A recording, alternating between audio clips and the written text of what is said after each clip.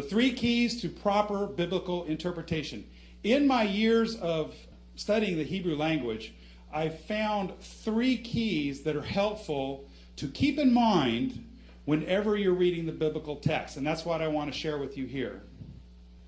I'm going to take y'all out to dinner. You have your choice. You can have this, or you can have this. Which would you prefer? The one on the left or the one on the right? On the right. McDonald's on the left, or a nice classy meal on the right. Why? Why would you rather have the one on the right? They both give you food. They fill your belly. What's the difference? The wine.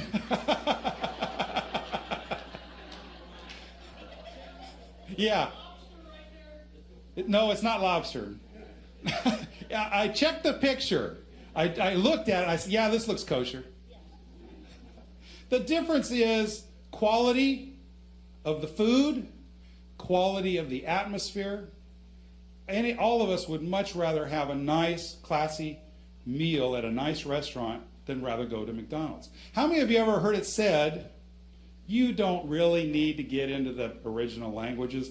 You can just read the Bible for what it says, and it'll tell you everything you need to know. You can forget about all that other stuff. How many of you heard that? That's the difference between these 2 restaurants. The English translations, when you open up a Bible and read the English translation like it was a novel, you're going to get some sustenance. You're going to be fed. It may not be that nutritious, may not even be that tasty, but you will get fed. However, if you dig into the languages, use the resources that are available to you, you're going to get a lot more quality in your studies. Agreed? The first key is culture. We come from a Greco-Roman culture. The Hebrews came from an Eastern Hebraic culture. Very different. So you have to keep in mind that when you're reading the text, you're not reading a novel written by the guy down the street. You're reading of events and things that had occurred thousands of years ago in a different culture who think differently and act differently than we do. You have to take your mind, basically dump everything you've ever learned and replace it with Hebraic thought. It's not easy. How do we study culture? Well, one way is through archaeology. Archaeologists go out and they dig down into the ground. They find artifacts, ancient writings, ancient documents that tell us about their culture. Another method is through anthropology. Anthropology studies people's behaviors around the world. One example is a book I read quite a few years ago, an excellent book. It's not one you would normally think of in biblical studies, and it's actually about Muslims, but it's called The Nomads of the Nomads. It's out of print. If you can find a copy of it, it's fascinating reading, because what he does is he lives with these Bedouins, the Bedouin tribes, who live the same way Abraham did 3,000 years ago. If we want to know how Abraham lived, we study the Bedouin culture, because they do many of the same things. They have many of the same customs as Abraham did. Up at the top, archaeology is the study of historic peoples and their cultures by analysis of their artifacts, inscriptions, monuments, and other such remains. Anthropology is the study of origins, physical and cultural development, and social customs and beliefs of humankind. These things are very important to us because we have to understand the author's mindset. How did he perceive certain things? We must think the same way. Here's a picture of some of these nomads. The camel, the tent, the clothing that they wear. The tent. You know what one of my favorite chapters in the Bible is? Genesis chapter 18. What? What happened there? That's where Abraham is sitting at the door of his tent. That's my favorite verse, 18 verse 1. Because there is so much in that one verse about the Hebraic culture that we just don't understand. And when you start to understand their culture and why he was sitting at the tent, what was he doing, the text comes alive to you. Here's Isaiah 40 verse 22. He stretches out the heavens like a curtain and spreads them out like a tent to dwell in. Does that make sense to us? Do we understand what he's talking about?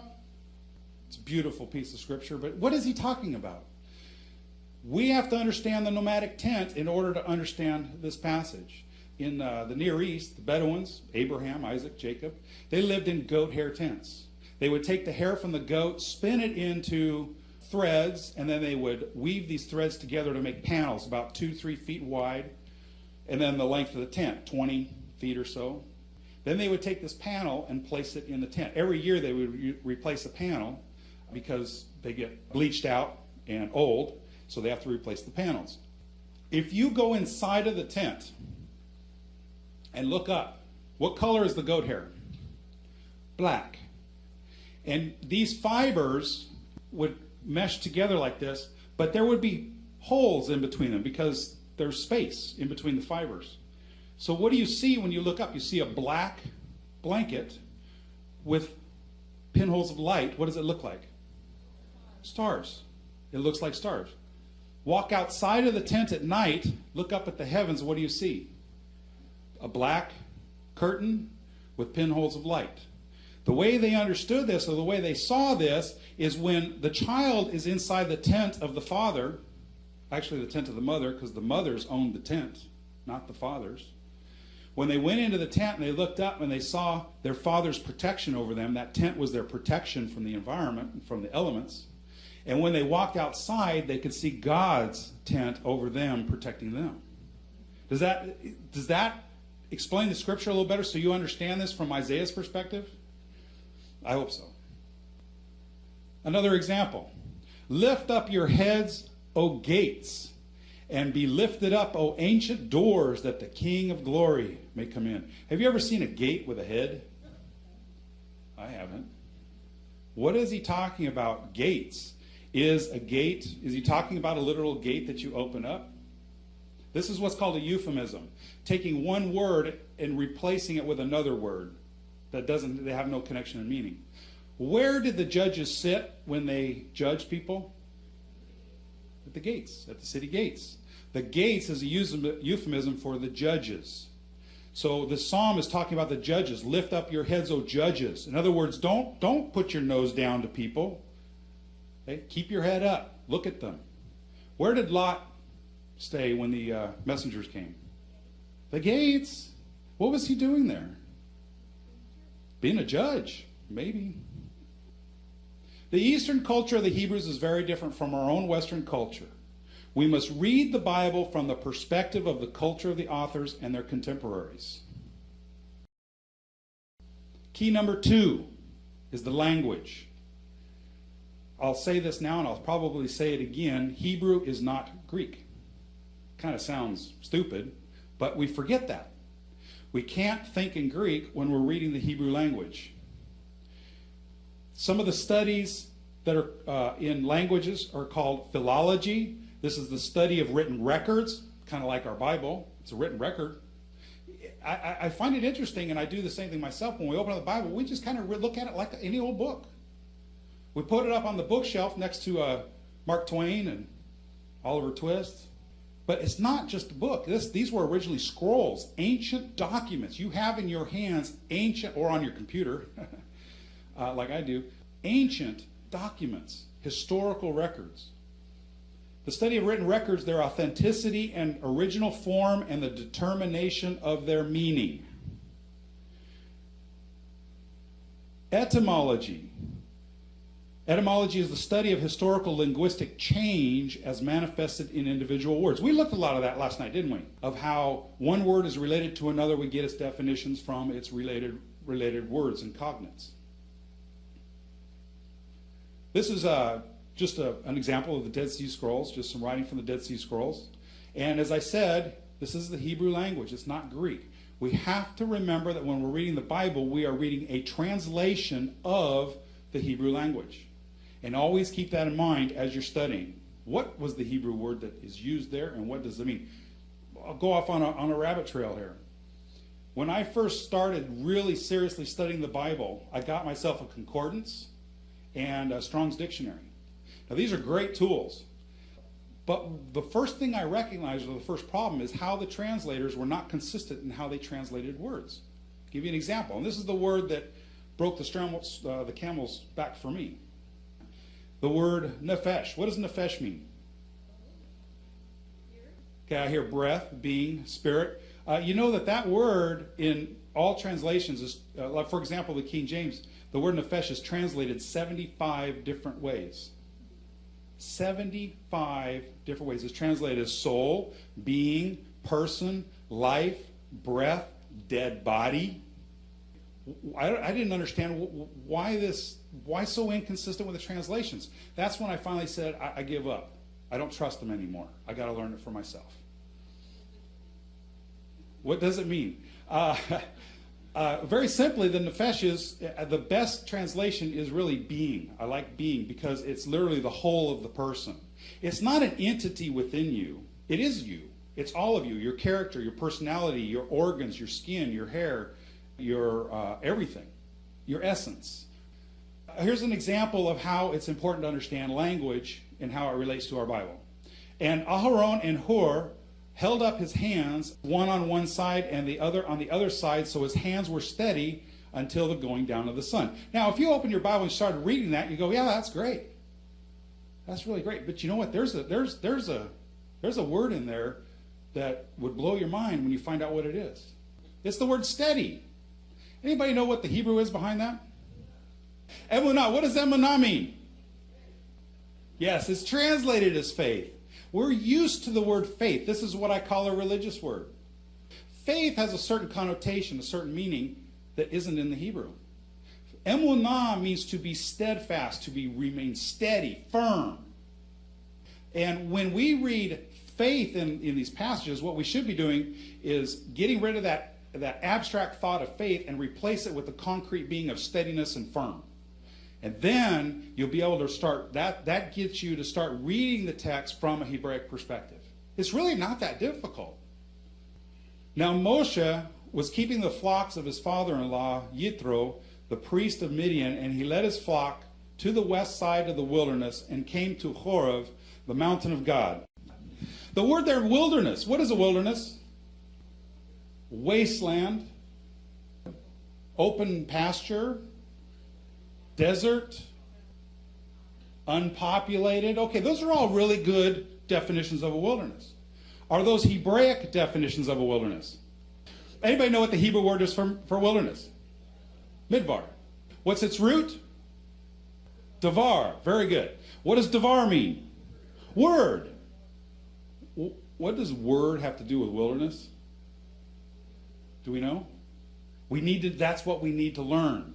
Because when you understand the connections between these words, the Bible jumps off the page and comes alive to you. The word davar does not really mean word. It literally means order. Not like an order from a general to his men. An arrangement. An ordered arrangement. What are words? They're ordered arrangements that are put together to form sentences. Makes sense? A wilderness is a place of order. Where do most Americans go? I shouldn't say most, but a lot of Americans go for vacation. Camping. How many of us have gone camping? Okay, everybody. Pretty much everybody. Why? Why do we like to camp? Quiet, peaceful, bugs. We get away from the, quote, rat race, and we go to a place of peace. It's a place of order. Have you ever noticed that in the wilderness, everything is in order? There's an ecosystem there that survives together in peace and harmony. There's a balance. Balance was a big issue to the ancient Hebrews because that's what they were looking for in their lives. In the wilderness is a place where you can find perfect harmony, perfect balance. God can teach us. I mean, I've heard it before. My church is the mountains. You know what? That's kind of true. Because there, God can teach us about himself through the order there. Let's contrast the word midvar with the word ir. What's the word ir mean? City. What words come from ir in that root? Darkness, evil, wicked. Those are the words that come from that root. Why does God want us to do Sukkot at least 1 week out of every year? Because he wants us back into the wilderness. See, I don't personally believe that a sukkah can be put in the driveway. Personally, I think we should be taking it back. He said, do it like your forefathers did. We should be going out into the wilderness because that's where the forefathers were. That's where we learn about God. We go out into the place of order 1 week out of every year to learn that. What does Deborah mean? Bee. Does that sound strange? Is Deborah related to Devar? Yes, it's the feminine form of Devar. Devar is masculine. Deborah is the feminine form. What does the bee have to do with all this? Order. They're an ordered colony of insects. Perfect harmony within a beehive. There's a lot of lessons in bees. Every language is closely related to the culture of its people. You remove the language of a person, you remove their culture. If you remove them from their culture, they lose their language. They're so tied together that you cannot have one without the other.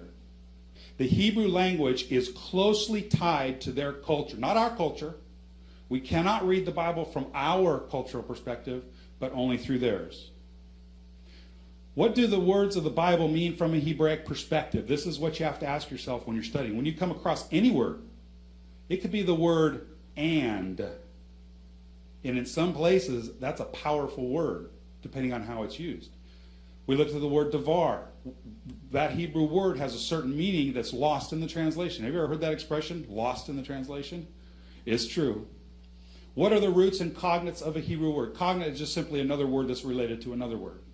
These are the things that we need to be asking ourselves when we're studying the biblical text.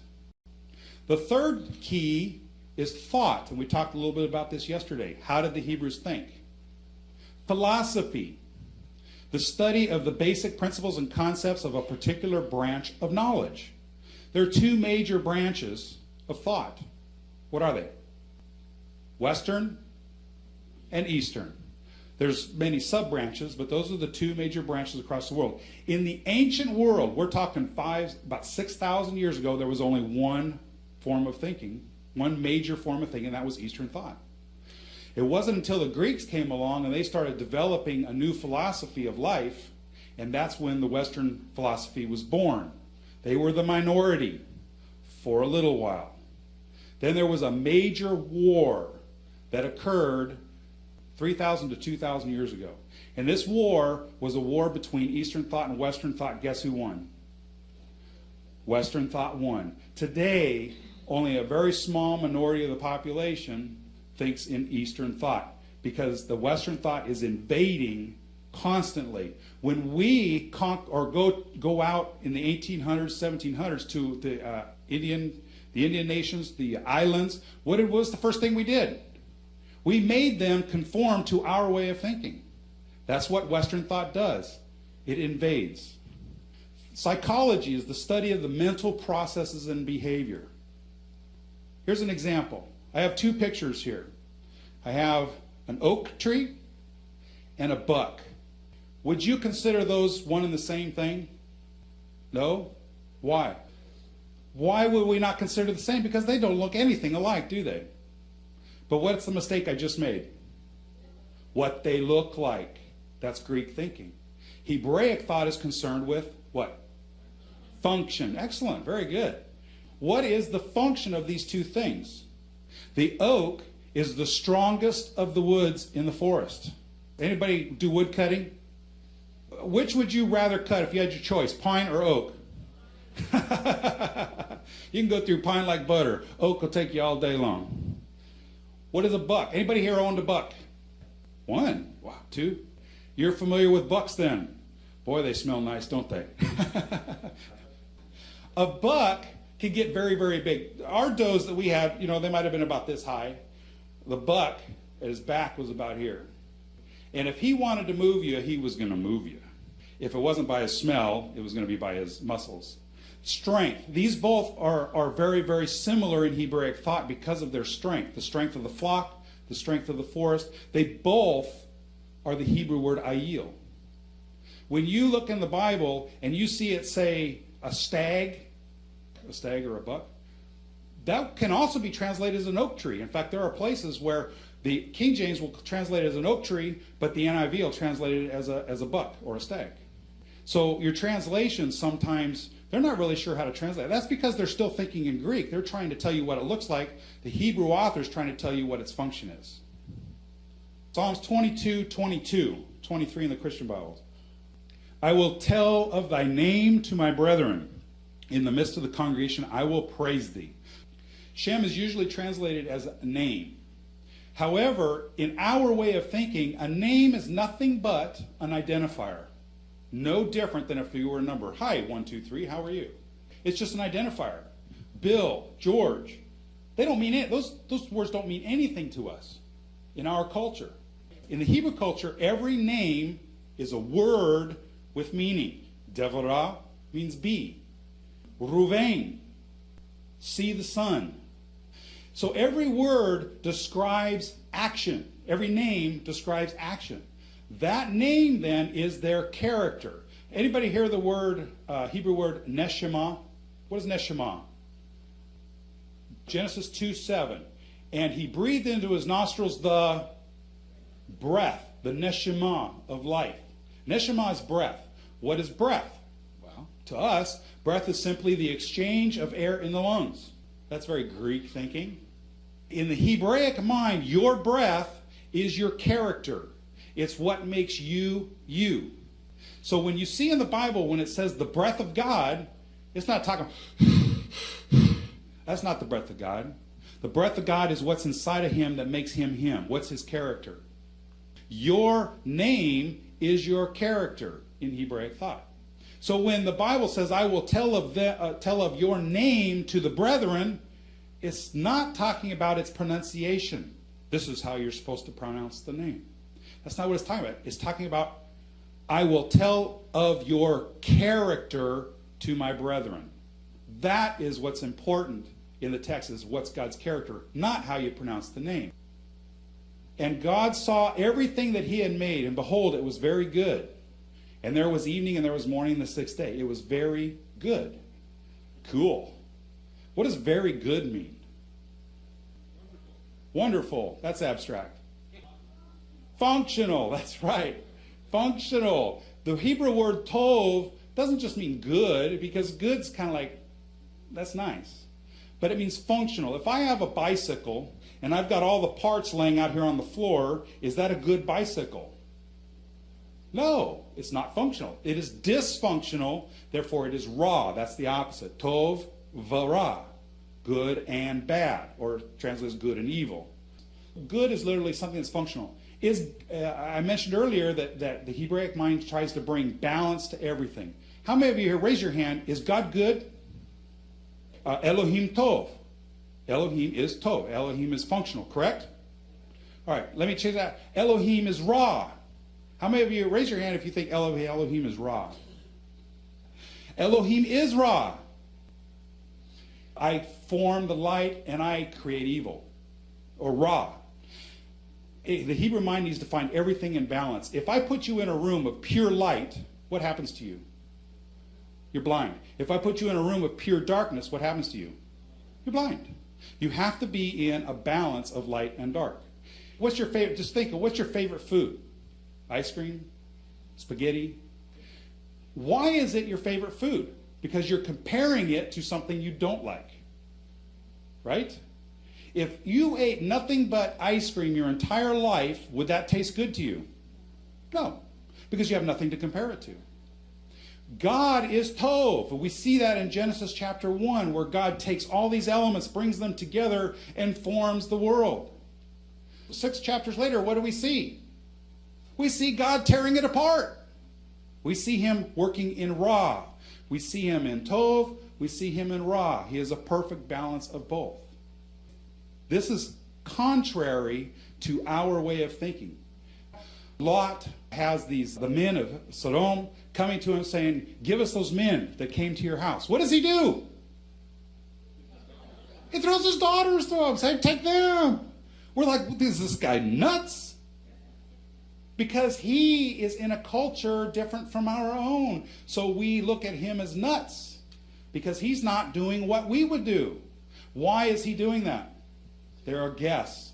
And even today in Bedouin cultures and in those nomadic tribes, the number one priority is hospitality. What was Sodom and Gomorrah's sin that they were destroyed for? What was it? Inhospitality. Ezekiel tells us that. Because they were inhospitable. We have to remember their world, their perspective, not our own. Active versus passive.